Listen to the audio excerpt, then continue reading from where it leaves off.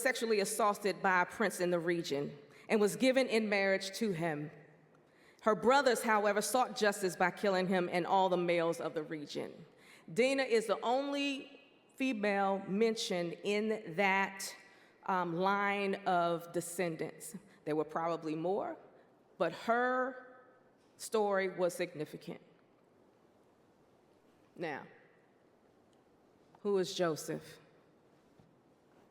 Now, every time we think of Joseph, what do we think about? The coat of many colors. What else? Say that again. The coat of long sleeves. I'm sorry, Kyle. Neither here nor there. What else? He was in prison. What else? Say that again. His father's favorite. He was falsely accused. He was forced into slavery. What else? He was a dreamer. Yes. All of those things. The coat of many colors or long sleeves, dreams, Potiphar's wife, the pit, the palace, rule, falsely accused. But what's the famous verse that we always pull on? You meant it for evil, God meant it for good. You meant it for evil, but God meant it for good. We always pull on it, right? We always pull on it, especially when we have been wronged. Well, okay. In this Joseph story between Genesis 37 and 50, every chapter focuses on Joseph except one, and that's the chapter 38, in which it focuses on Judah. Judah was one of Joseph's brothers, and he has his own chapter and his own indiscretion and things going on in that chapter, in chapter 38. I swear, I'm gonna say this. The Bible is the best. It is the best, has the best stories in it. They are entertaining, they are truthful, they have messages, but they have a whole lot of drama in it. A whole lot. Joseph was the 11th son of Jacob, and his family dynamic was a little precarious, was it not? A lot precarious. I named Jacob, Rachel, Leah, Bilhah, Zilpah. That's 4 women and 1 guy. Jacob was the father of 12 sons between 4 women. 4. And they all lived together. Jacob had a favorite, though, and it was Joseph. Joseph was the firstborn son of the love of his life, Rachel. And he loved Joseph more than anybody else. I'm not going to say more than Rachel, but some will argue that. He loved him, forsaking almost the rest of his kids. And what happens when you have a favorite, and how does that work in a household? It doesn't. Especially when you are showing favoritism. Correct?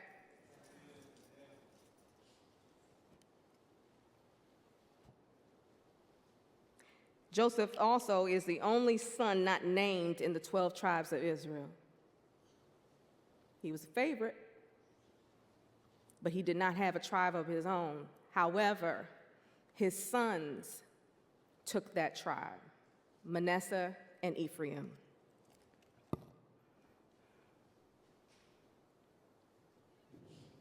You said Joseph was a dreamer. In chapters 37, we begin. He had two dreams in chapter 37, and his brothers hated him all the more. Starting in verse 6, I'll read. He said to them, "Listen to this dream that I dreamed. There we were, binding sheaves in the field. Suddenly my sheep rose and stood upright. Then your sheaves gathered around it and bowed down to my sheep." His brothers said to him, "Are you indeed to reign over us? Are you indeed to have dominion over us?" So they hated him even more because of his dreams and his words. He had another dream and told it to his brothers, saying, "Look, I have had another dream. The sun, the moon, and the 11 stars were bowing down to me." But when he told it to his father and to his brothers, his father rebuked him and said to him, "What kind of dream is that you had? Shall we indeed come, and I and your mother and your brothers bow down to the ground before you?" So his brothers were jealous of him, but his father kept this in mind. Keep in mind and keep note of those two dreams. Joseph was sold into slavery at age 17. And who sold him? He sold them to slavery. However, what was their first inclination? Killing. Why did they want to kill him? Linda, can you come to the mic? Thank you. They were jealous of him, and they hated him for the visions, for the dreams he was having. So they first sought to kill him, then to just throw him in a pit and leave him there. And then finally, one brother decided, well, we may as well make some money off of this deal. So let's get him out of the pit and sell him to the caravan as a slave. Amen. He became a commodity. Just like Dr. Judy was referring to Daniel and the rest of the Israelites who were taken captive, they became a commodity. He became a commodity, and they sold him for 20 silver pieces. 20, at age 17. But the brothers sold him to the Ishmaelites, who took him to Egypt and sold him to Potiphar. And who is the Ishmaelites? The Ishmaelites are his cousins. I just ran down Abraham, Sarah, Hagar, producing Isaac and Ishmael. The brothers of Joseph sold him to his cousins, and the cousins sold him to Egypt and to Potiphar. And Potiphar was the captain of the guard for Pharaoh. What was the cover-up? Well, the cover-up was ripping the favorite coat to shreds and dripping it into the animal's blood. And then they went home and told their father, he's dead. Animals got him. They attacked him. He's no more. And they left him in slavery. And it's one thing to have your family members sell you off as a commodity because they hated you so much. And here we are. Chapter 39 in Genesis is the setup. The setup, Potiphar's wife. Turn to chapter 39. I think I'll read all of it. And I'll be reading out of the New Revised Standard Version.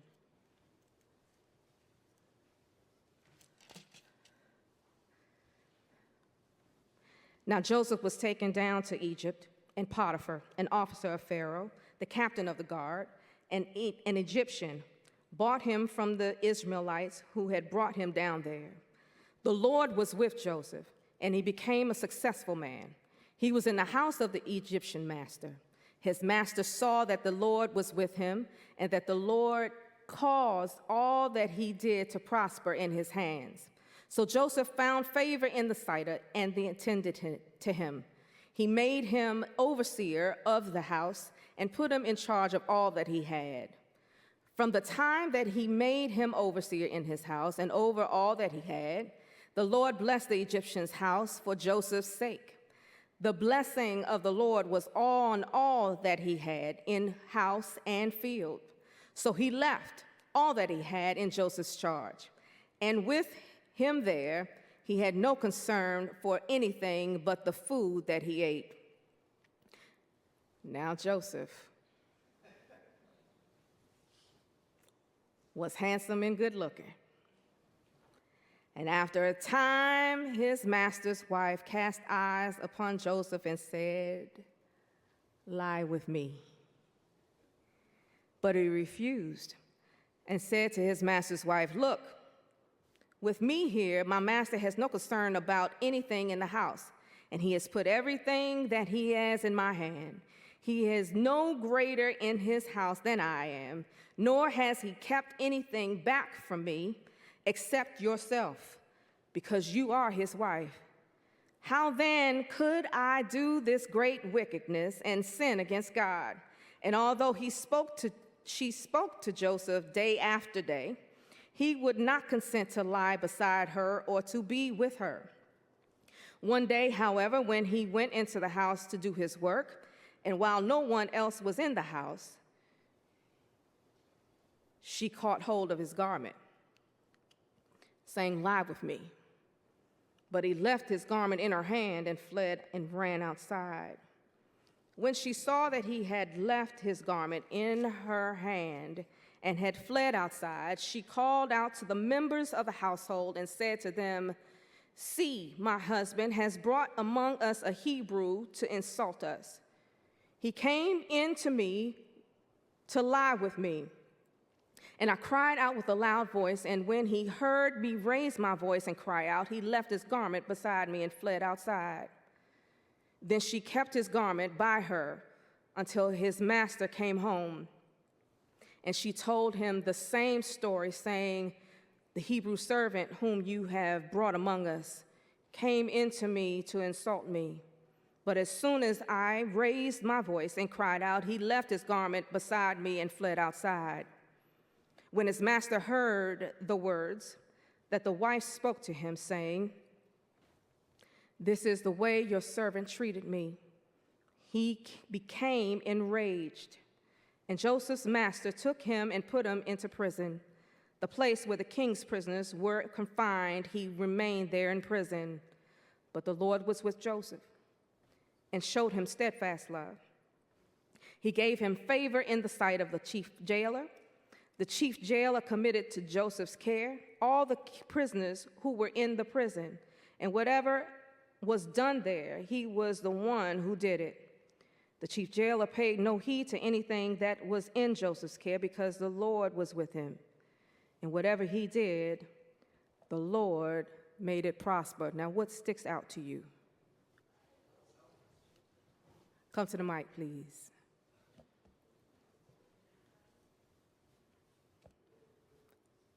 I heard a lot of chatter, and nobody wants to come to the mic. The Lord was with him. And you didn't want to come to the mic. The Lord was with him. The writer says that every time he had a chance, the Lord was with him. Yes, ma'am. Mrs. Potiphar uses the fact that he was a Hebrew to justify or try to give some credence to her claim that she was attacked. So it's like that idea of maybe not racism the way we think of it, but negative ideas about Hebrews are kind of there as well. Anybody else? Now look. Okay, I'm sorry.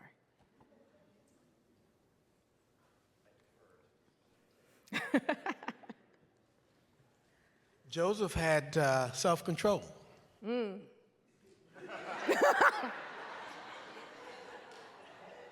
Well, it doesn't say what Potiphar's wife looked like. Oh, that was bad. Okay. I've read this story like a million times, and this is the first time I noticed that Joseph's garment was a central factor here. And it was used in sort of His implication. telling a lie about him. Yes.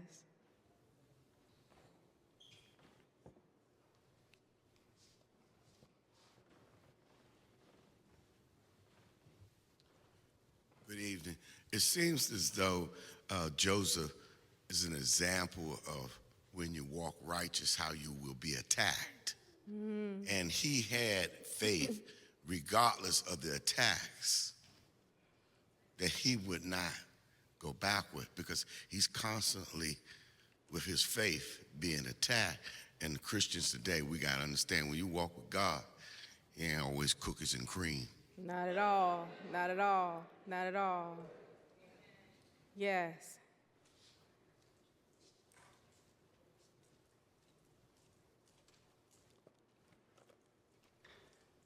Good evening. Good evening. I'm a little curious. So it tells us that once Joseph is delivered into Potiphar, that he saw that the Lord was with Joseph and Joseph was successful.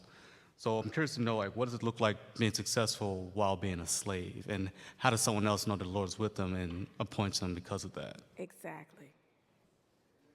Exactly. What does that look like? You're still in captivity. You're still under somebody else's rule. You still can't leave when you want to. So even though the Lord prospered the house, What it says he is, was still in bondage. Yes, ma'am. no matter where Joseph was, he was in a position of authority. When he was in the house, he was in a position of authority. Even when he was jailed, the jailer left certain provisions up to Joseph to take care of. As long as God was watching over him, he was never at the bottom, he was at the top. And there are degrees of freedom. Favor doesn't mean that you're free. And as if you know anything about slavery, there were people who worked in the big house and there were people who worked in the field. So there are degrees of favor. So just because he was a slave, if he was a slave that reported only to the master and the mistress and no one else, he was above every other slave in that home. So that was a position of favor. It was a position of authority. It was a favor from the Lord. The bottom line still is that I can't leave. Oh, of course. But again, you have to always judge things from where you know them. If all you've ever known, if your parents were slaves, if your grandparents were slaves, then that's all he knew. So as far as he was, that was the best he could do in his station in life. That still was better than everyone else around him in that particular station. His parents weren't slaves. Well, Yeah, I get it. Yeah, I but you hear what you're understand. saying. There are degrees of freedom, and there are degrees of favor. authority. What the young man asked was that how was he considered being favored when he was a slave? You still have degrees of favor, There's no still matter where degrees you are of favor. I agree in with life. you. I agree with you. Right. I agree with you. We're still a slave. We're still in captivity. But no one said that this boy was 17.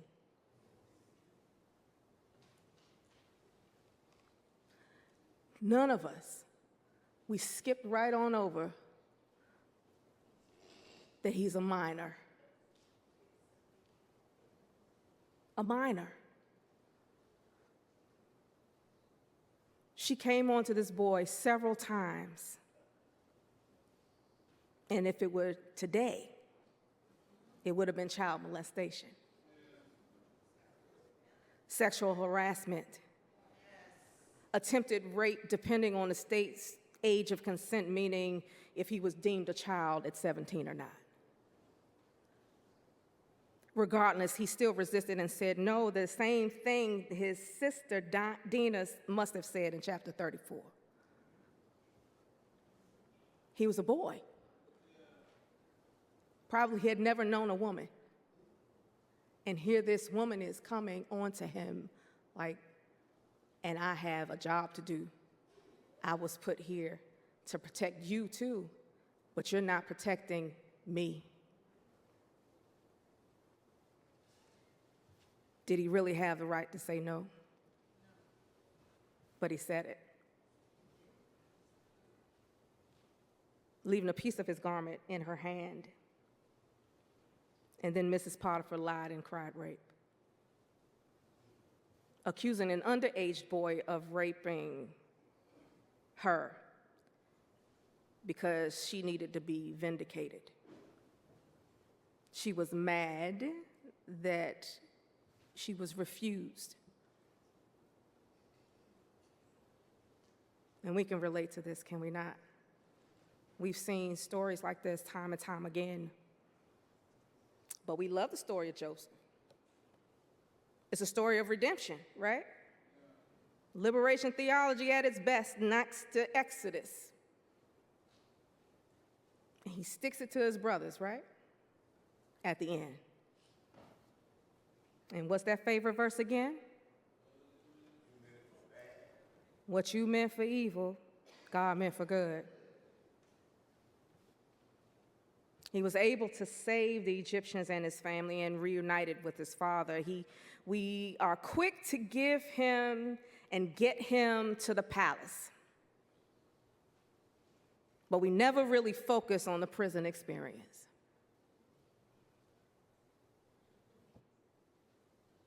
We never sit there.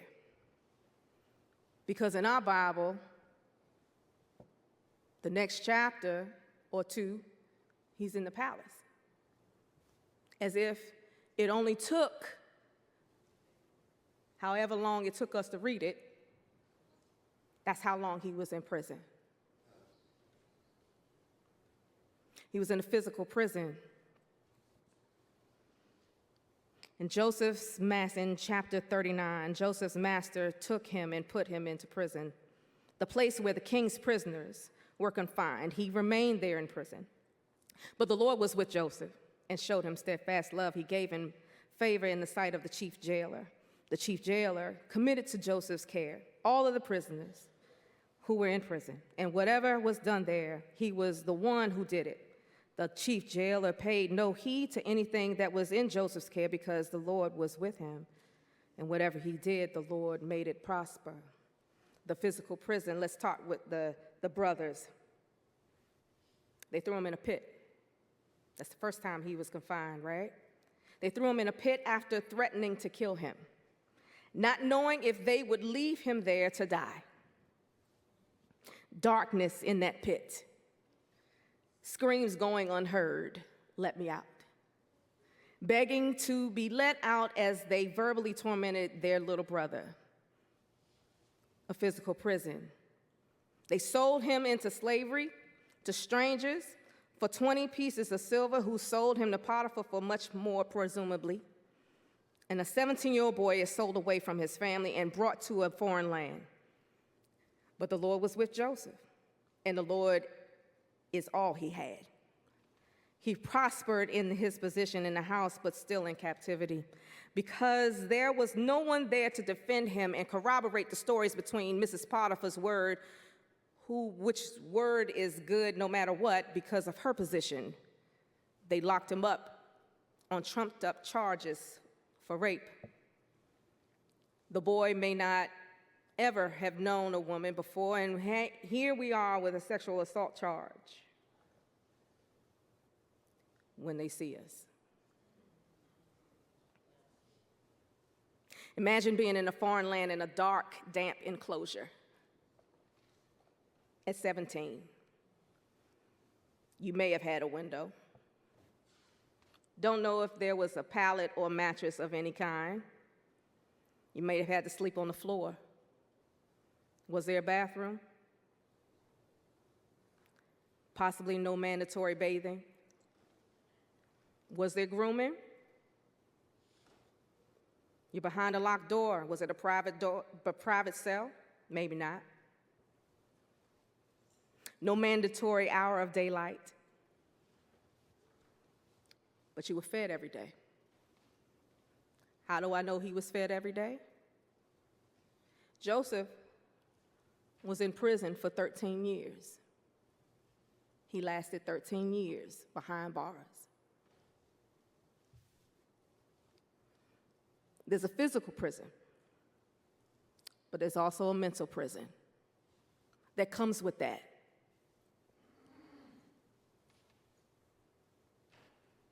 What do you think happens to someone when they're locked behind doors and cannot get out on their own?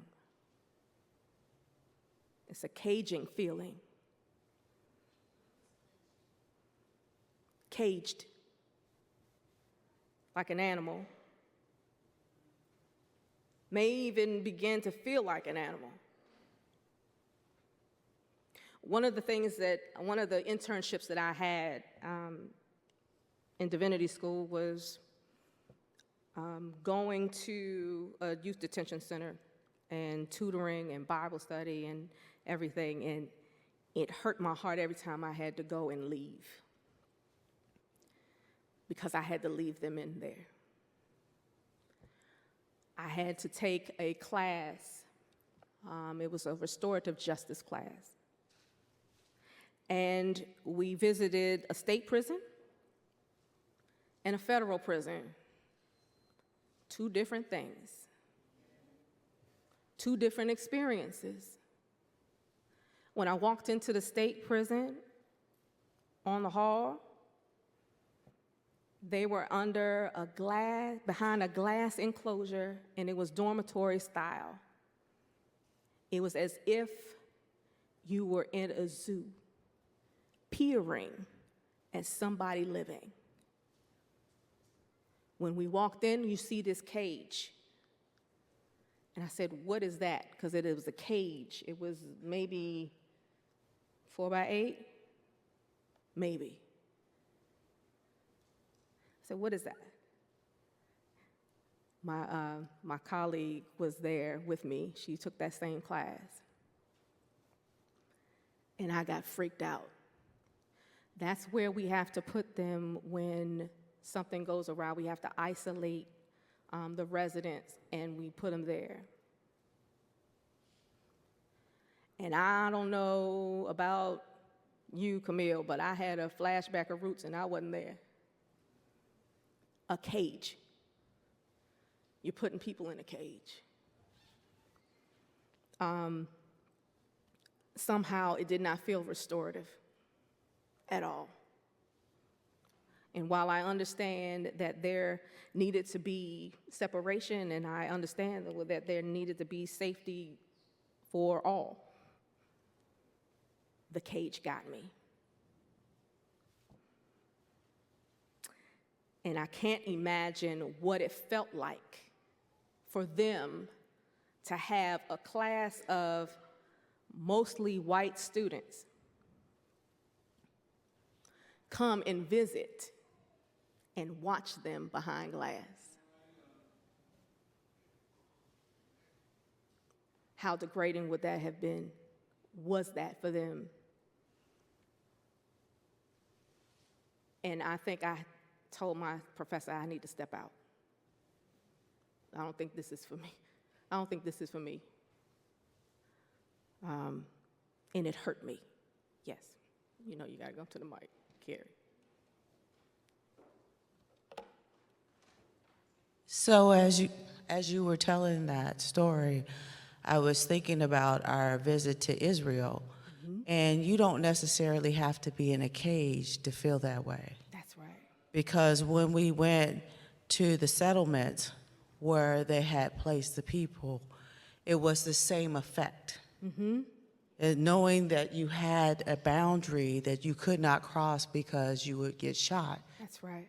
You could have a mental cage that does not have walls or windows. Exactly. Yes. And in this mental prison, yes, I'm sorry. I didn't want to cut you off. I can actually speak on that. I work in corrections, so whenever there are tours, you know, everybody's going around, standing around, this is that, and after the tour, the inmates come to me and say, why they in here? Why they staring at us? So they cannot stand it. They don't like it. So I kind of have to play the kind of, well, they're here because of, A, B, and C. And like, well, still, they're here and we're here, during our time, awaiting. And it's not a good feeling. It's not. It's not. No, I would imagine not. They are relying on someone else for everything. For food, for water, for clothing, possible protection. Some studies show that a person can become institutionalized after 90 days. Joseph did 13 years.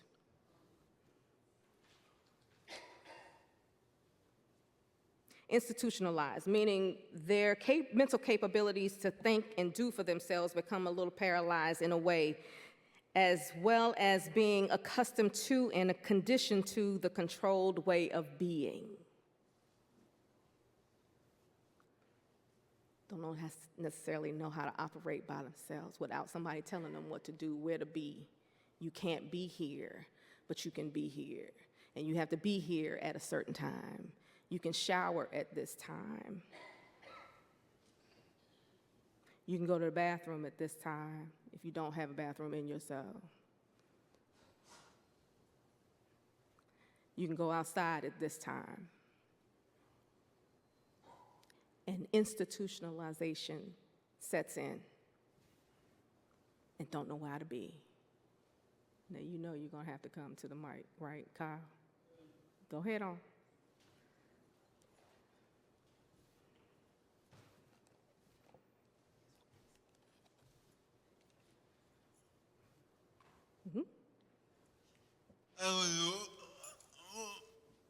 Ebenezer is doing a workshop, a conference on mass incarceration, and you can watch some seminars online.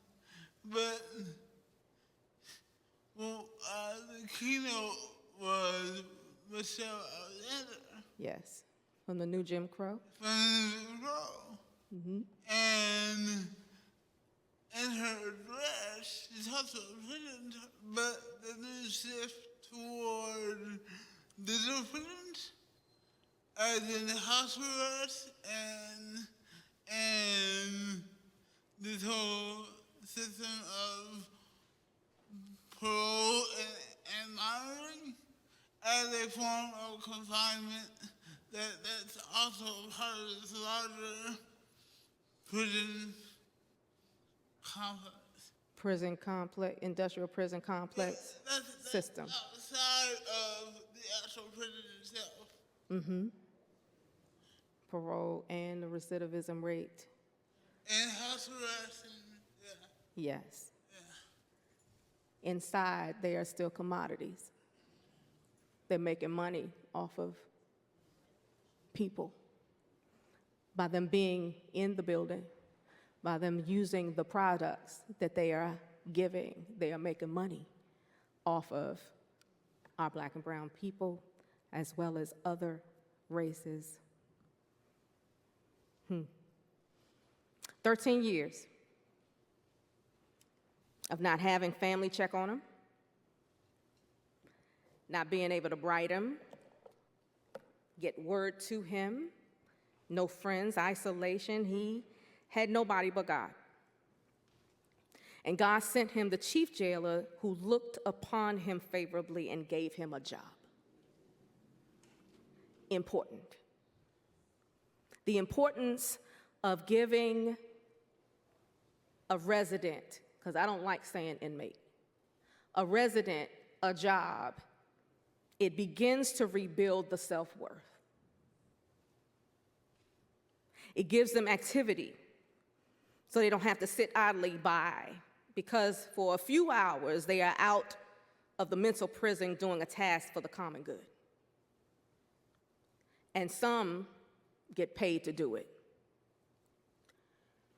Very minimal pay.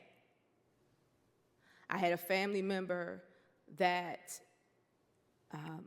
did time, and his job, I think minimum wage was like $4.25 at the time. This is a long time ago, I'm sorry. I think he was earning 50 cents an hour. Great disparity. But it gave him a sense of purpose to get up because he knew he had a job to do. To still be able to function, to still be able to help people, because I think he was in the infirmary helping people. It gave him a sense of purpose to build his self-worth that had been torn down for several years. And what did Joseph have to hold on to? What do you think? What did he have to hold on to? His strength, and what else? God, Lord, okay. His dreams. Yes. The dreams that God gave him, and the gift to interpret dreams. The hope and the gifting. The dreams that God gave him that I've read in chapter 37, he held on to those dreams. And in Matthew 25, Jesus spoke about doing for the least of these, feeding, clothing, going to see people in prison. Human familiarity gives us hope and gives them hope. You thought about me. I matter to you. You came to see me. You wrote me a letter. You prayed for me and let me know that you prayed for me. Those kinds of things, the human familiarity, even though they may not be able to touch you, they can have that interaction with somebody from the outside that cares for them when nobody, it seemed as if no one else does. Do you know how many giftings that are behind prison walls? How many talents that are there that we have yet to tap into? Some of us have wrote them off, depending on what happened. Did they deserve to be there? Did they get falsely accused like other people? A lot of DNA evidence coming up and freeing people. The families are also in prison with the resident. And there was a breach in the community circle when the crime happened, and this person is missing. Almost like a void that death gives, but because it is out of your control, you can't speak to them when you want to, you can't see them when you want to, and there are visitation days and times in which they can use the phone. It's different.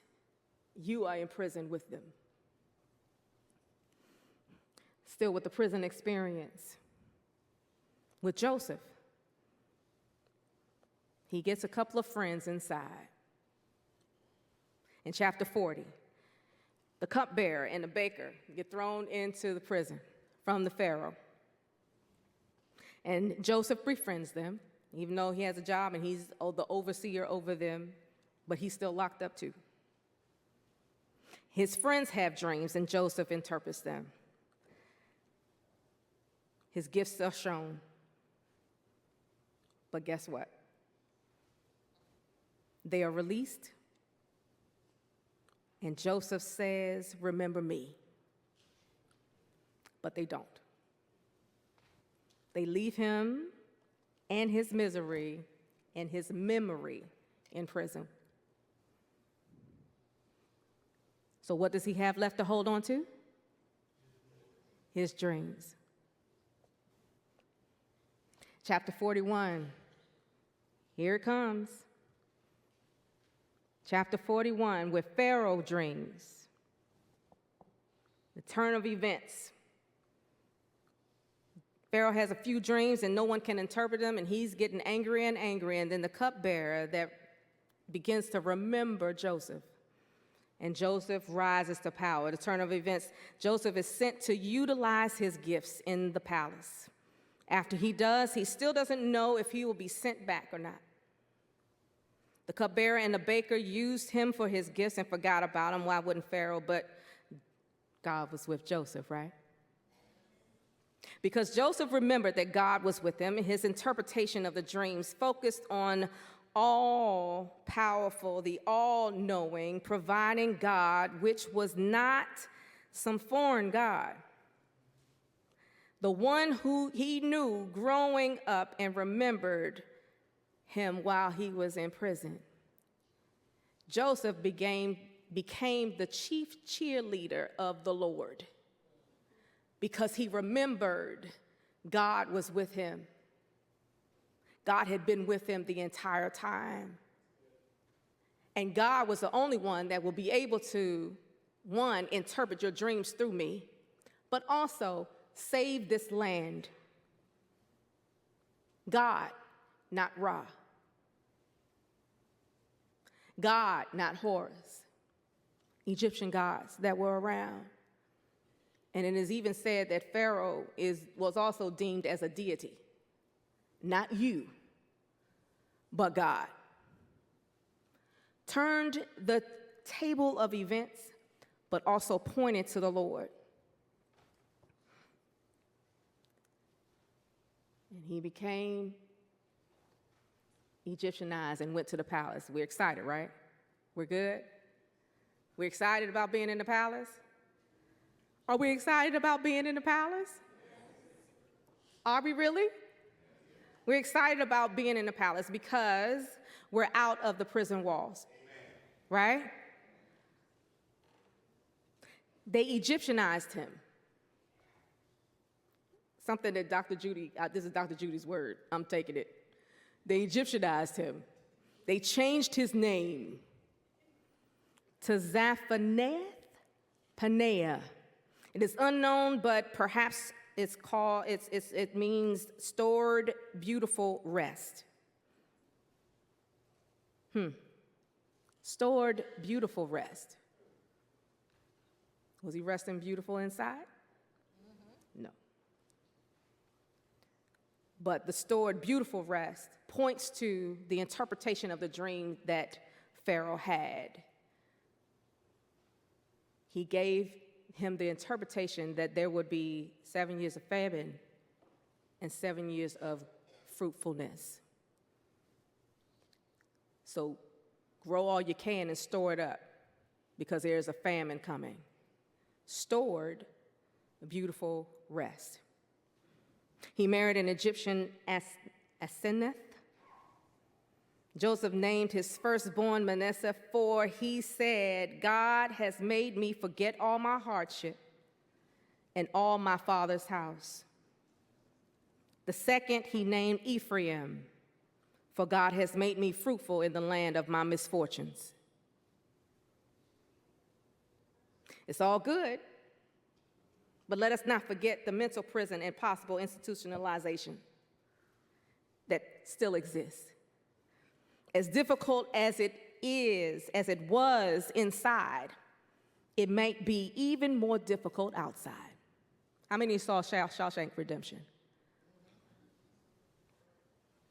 It was difficult inside.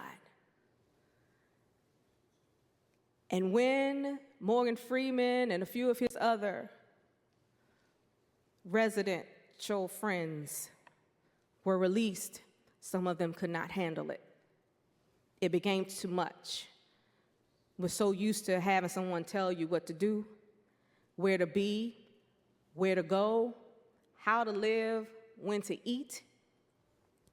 They couldn't deal and could not think and be for themselves. The environment and the people he knew were different. And that sometimes happens when people are released, depending on how much time that they've done. They come home, and everything is different. Everything is different. street signs, they had mile markers, and people are gone. Different. Because some of them are in a state of arrested development. He may have still been 17 years old mentally, but 30 on the outside, trying to still catch up. Like I said, I had friends and family who were in prison for a time. And when they came home, it was hard. Some did upwards of 20 years. 20. When they came in, there was only a few subway stations. Now it's a whole bunch of them. And what are they using to get on the subway but a car, not a paper thing? Well, how do I get one of those? I don't know where I'm going. What happened to the jumbo that was on the corner?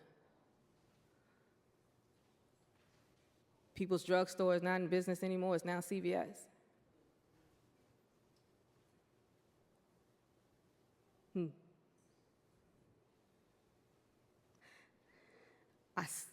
I slept on the floor for a few weeks or a month because the bed was too soft.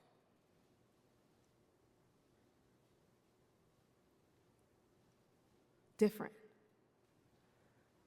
I don't know what this is. I don't know what this new normal is supposed to be.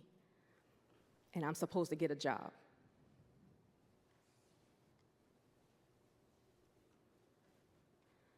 One would be in a house, and one would call my name every 15 to 20 minutes. Say, yes, I'm here. Okay, I just want to make sure I know where you are, because when it gets too quiet, I get nervous. Used to a lot of noise, and when it got quiet, it became dangerous. Adjusting to a normal. Now, we're excited that Joseph got to the palace. We're excited that he was there, that he got from the pit and the prison to the palace. But what was his mental state when he got there? What was it like? Did he know how to do his job, or was he still thinking like a 17-year-old? What was it like? What was it like? What do we also know, though? God was with him. And just like God was with him in the pit, amongst his brothers, in the prison, God will also be with him in the palace. There is a redemption there, and restorative justice there. There in Genesis 42 through 50, you see the reuniting of a family. Even though there are bumps in that, because there's still forgiveness that has to be bestowed. You tried to kill me. You locked me up. You sold me off. And now you need my help.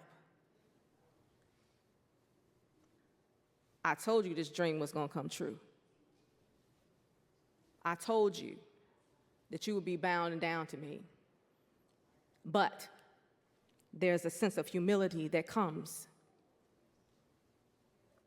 because deep down he still loves his brothers, but loves God even more. Because the redemption comes, and God was with him in the pit. God was with him in the prison. God was with him in the palace. And God was with him at this moment and said, forgive them. You meant it for evil, but God meant it for good. I was here for a purpose, and I'm living out my purpose. And God would stay committed to Israel and bless them, even in bondage, in struggles and suffering and near death and destruction of a people. Joseph was almost destroyed, but God is faithful. Amen. When we are thinking about people who are locked up and residing in behind the prison walls, remember that there is redemption. Remember that there is restoration. Remember that there is a resurrection that can happen, because just like God is with you every day, God is with them as well. He is faithful. Amen? Amen. Amen.